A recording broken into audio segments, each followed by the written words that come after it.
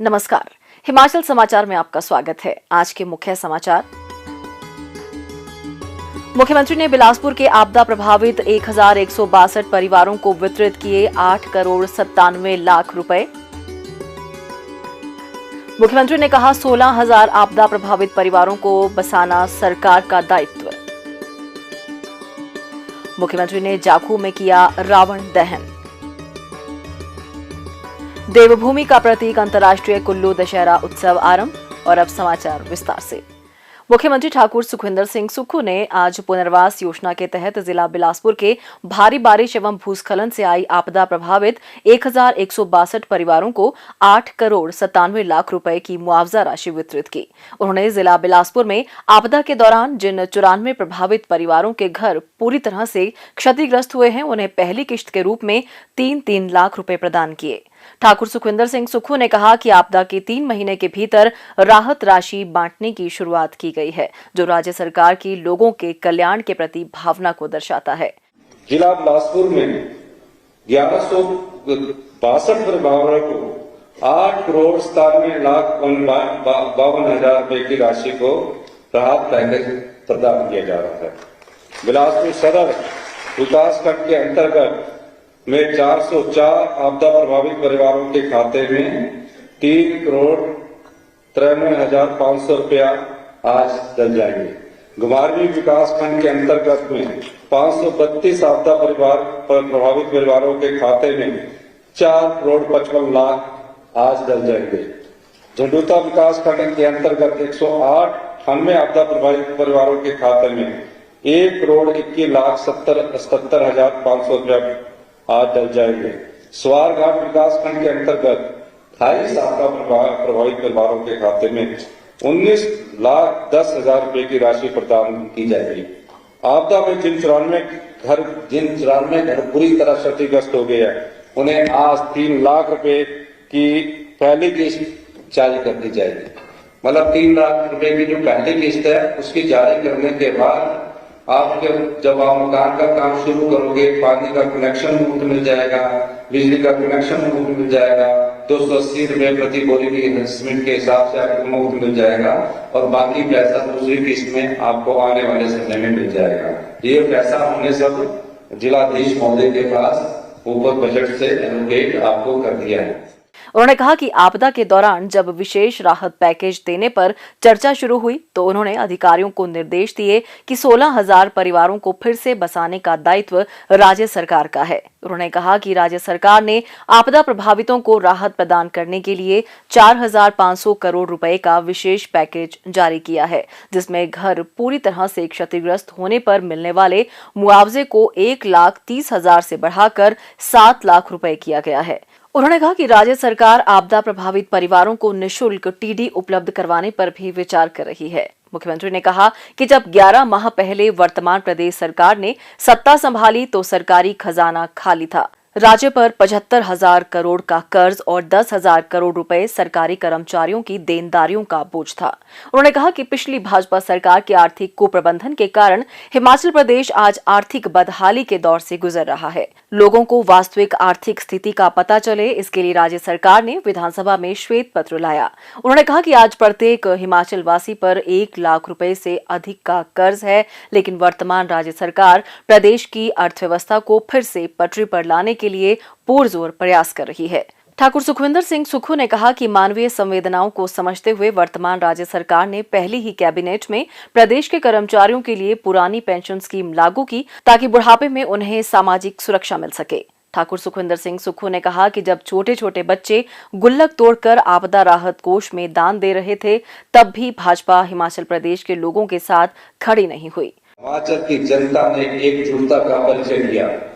छोटे से लेकर बड़े लोगों ने, सरकारी कर्मचारी से लेकर सरकारी अधिकारी ने एक दिन की अपनी पे उस राष्ट्रीय आपदा में दी। यही नहीं, छोटे छोटे बच्चे अपनी गुल्लक लेकर मेरे पास आए और उन्होंने बोला कि इस आपदा के समय हम भी आपके साथ खड़े हैं। बुजुर्ग अपनी पेंशन का जितना हिस्सा उनके पास आता था, उन्होंने वो भी हमें आपदा के लिए दिया। पूरा प्रदेश इस आपदा के समय हिमाचल के लोगों के, हिमाचल की सरकार के साथ खड़ा हुआ। ये हिमाचल प्रदेश की संस्कृति को दर्शाता है कि मुसीबत आने पर हम सब लोग एकजुटता के साथ आपके पीछे खड़े हैं। पर देश की सरकार भारतीय जनता पार्टी हिमाचल प्रदेश की आपके साथ खड़ी नहीं हुई, ये मुझे बड़े दुख की बात कहते हैं। अगर हम होते तो हम उसमें खड़े होते। हमारे विधायकों ने भी एक दिन की पे दी, सभी ने 1 महीने की पे दी, सब लोगों ने बढ़ चढ़ कर अनुदान दिया, उससे हमारा हौसला बढ़ा। मुख्यमंत्री ने कहा कि राज्य सरकार ने 12,000 करोड़ रुपए का क्लेम केंद्र सरकार को भेजा है। उन्होंने केंद्र सरकार से आग्रह किया कि वे इस धनराशि को जल्द से जल्द जारी करें।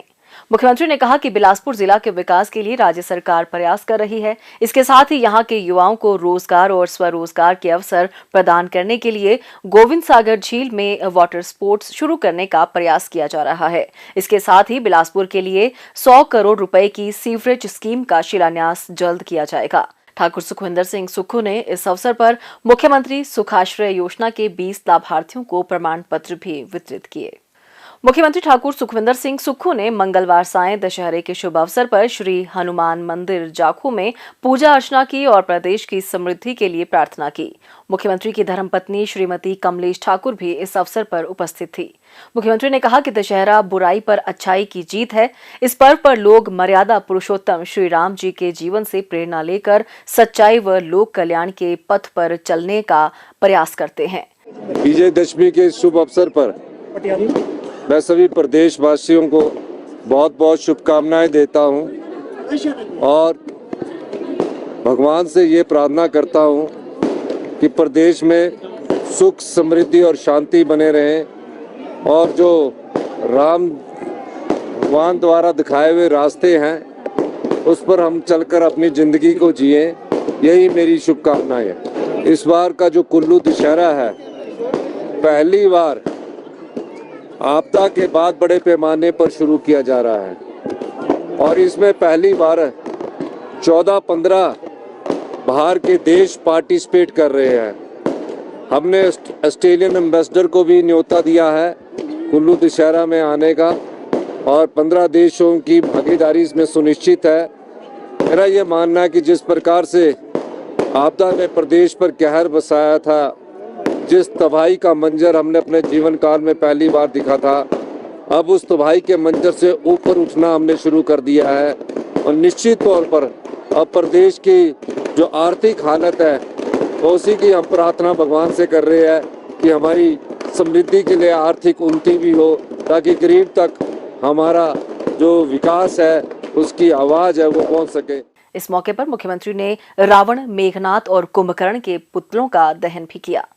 देव आस्था और देवी देवताओं के समागम का प्रतीक 7 दिवसीय अंतर्राष्ट्रीय कुल्लू दशहरा उत्सव मंगलवार को भगवान रघुनाथ की भव्य रथ यात्रा के साथ शुरू हो गया। पारंपरिक वाद्य यंत्रों की थाप के बीच लगभग 300 देवी देवताओं, देवालुओं और श्रद्धालुओं की दिव्य स्वर लहरियों का साक्षी बना कुल्लू का ढालपुर मैदान। कुल्लू दशहरा उत्सव के दौरान रूस, कजाकिस्तान, कीनिया सहित विभिन्न देशों के सांस्कृतिक दल ऐतिहासिक लालचंद प्रार्थी कला केंद्र में प्रस्तुति देंगे। यह मंच स्थानीय कलाकारों को भी अपना हुनर दिखाने का अवसर प्रदान करता है। इस बार लोगों के मनोरंजन के लिए प्रदर्शनी मैदान में भी सांस्कृतिक कार्यक्रमों का आयोजन करवाया जा रहा है। इस मेले की आर्थिक दृष्टि से भी खासी अहमियत है। यह उत्सव स्थानीय लोगों के साथ साथ व्यापारिक वर्ग को आर्थिक रूप से सुदृढ़ करने का अवसर प्रदान करता है। आपदा के जख्मों को भुलाकर लोग इस उत्सव में बढ़ चढ़कर भाग ले रहे हैं। अयोध्या से भगवान रघुनाथ की प्रतिमा लाकर कुल्लू में स्थापित की गई तथा समस्त देवी देवताओं ने रघुनाथ जी को अधिष्ठाता माना तथा 1660 ईस्वी से दशहरे की परंपरा आरंभ हुई। स्थानीय लोग इसे विदा दशमी अर्थात विजयदशमी या दशमी कहते हैं। भारतवर्ष के अन्य भागों में जहां विजयदशमी के दिन रावण, कुंभकर्ण, मेघनाथ आदि के पुतले जलाकर यह त्योहार संपन्न होता है, वहां कुल्लू में यह पर्व श्री रामचंद्र जी की विजय यात्रा से प्रारंभ होता है। कुल्लू के दशहरे में माता हडिम्बा का बड़ा प्रमुख स्थान व दायित्व है। देवी हडिम्बा व कुल्लू दशहरा परस्पर एक दूसरे के पूरक हैं। महाभारत के आख्यानों में वर्णित माता हडिम्बा कुल्लू मनाली की सबसे प्रमुख देवी हैं। विजयादशमी के उत्सव में बिजली महादेव का विशेष स्थान है। यहाँ तक कि श्री रघुनाथ जी की रथ यात्रा प्रारंभ होने से पहले बिजलेश्वर महादेव के रथ पालकी का कुल्लू श्री रघुनाथ मंदिर में पहुंचना तथा मंदिर से लेकर ढालपुर मैदान तक और अच्छी तरह से सजाते हैं। देवी देवताओं के महामिलन का ये अनूठा संगम जहां एक और हमें अपनी प्राचीन संस्कृति से रूबरू करवाने का अवसर प्रदान करता है, वहीं अन्य देशों की संस्कृति का भी अवलोकन होता है। हिमाचल समाचार देखने